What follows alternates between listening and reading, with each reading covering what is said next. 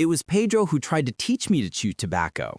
The day my father caught me with a chaw on my cheek became Pedro's last day to work for us. And me, I got a thrashing to remember. My experience with cigarettes was similarly aborted by Daddy. He smoked only the proverbial good 5-cent cigar. When it came to alcohol, though, he was an absolute teetotaler. He came up with an unusual way to give Catherine and me the cure before we even had a chance to get the habit. At repeal of the Prohibition Amendment, Daddy brought home some beer and took the two of us children into the kitchen. He gave us each a bottle and ordered us to drink it. All of it. I was around 15, I guess, and assumed that there had to be a method to his madness. Both of us instantly hated the taste of the brew and registered our disgust in no uncertain terms. From now on, Daddy said, whenever any of your friends try to get you to drink alcohol, just tell them you've already tasted it and you don't like it. That's all the reason you need to give. His approach was more pragmatic than pious, but it worked, and it helped keep me fit for my favorite pastime, baseball. I made the team only as a substitute, playing sometimes when someone was sick. It turned out that I was a fairly good fielder because of my long reach. I was not a good hitter, though. I batted from the left side of the plate, cross-handed somehow, the same way I later played golf. I did not know if my father's being chairman of the local school board, though he never had but a third-grade education himself, had anything to do with Coach Udi's choice to put me at first base. I preferred to imagine that it was determined only by my athletic merits. Maybe at some point I even dreamed about a sports career, but the talent for baseball obviously was not there. I did make it into the Charlotte Observer once, though. Playing basketball for Sharon High School, I got into a game as a sub, and somehow my name made it into a sports column. The main game I played at home, along with occasionally tossing horseshoes with my father in the shade of a big oak tree, was pitching ball at lunchtime and in the evenings after chores with the husky McMakin boys, Albert, Wilson, and especially Bill. Although Bill was a couple of years older than I, he became my closest friend on the farm. The two of us did a lot of fishing and hunting together. The McMakin family had a remarkable influence on my life as far as morality and hard work were concerned. Red-headed, fast-talking Mr. McMakin raised the most beautiful tomatoes in the county, as well as other kinds of vegetables, for sale in the markets in Charlotte. I worked for him as much as for my father, and I enjoyed doing it.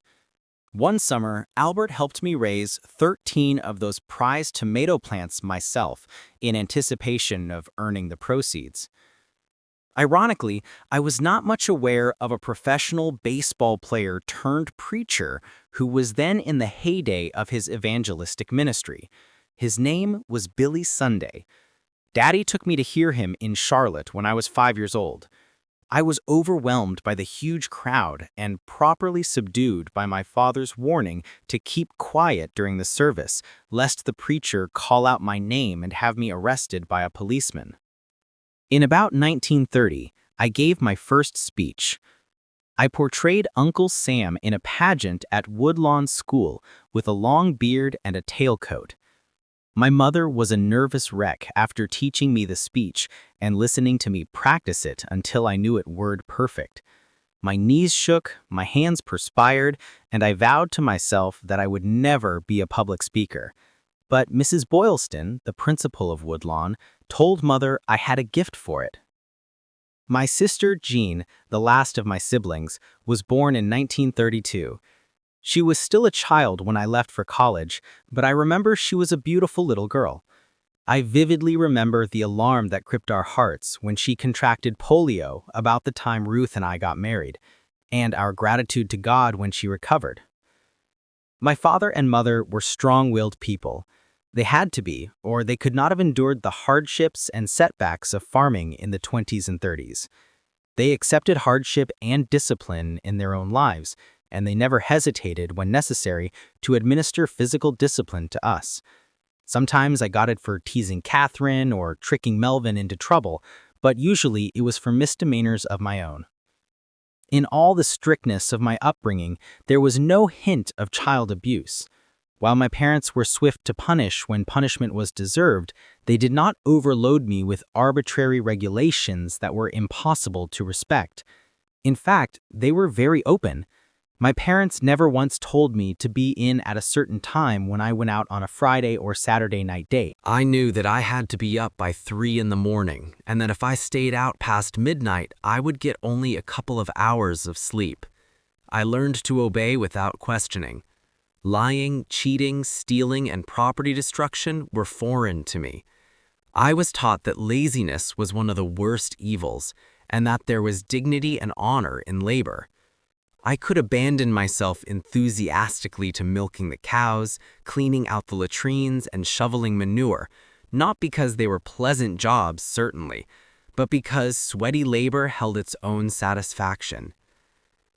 There had to have been tensions between Daddy and Mother, from time to time, that we children were not supposed to see.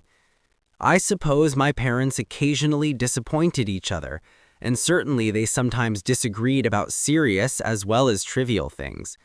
But in any quarrels between them that I witnessed, I never heard either of them use a word of profanity.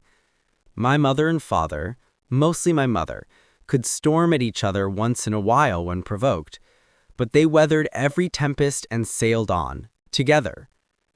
When they read the family Bible in our home, they were not simply going through a pious ritual. Mother told us that they had established a family altar with daily Bible reading the very first day they were married. They accepted that book as the very Word of God, seeking and getting heavenly help to keep the family together. Every time my mother prayed with one of us, and every time my parents prayed for their sons and daughters, they were declaring their dependence on God for the wisdom and strength and courage to stay in control of life, no matter what circumstances might bring. Beyond that, they prayed for their children, that they might come into the kingdom of God.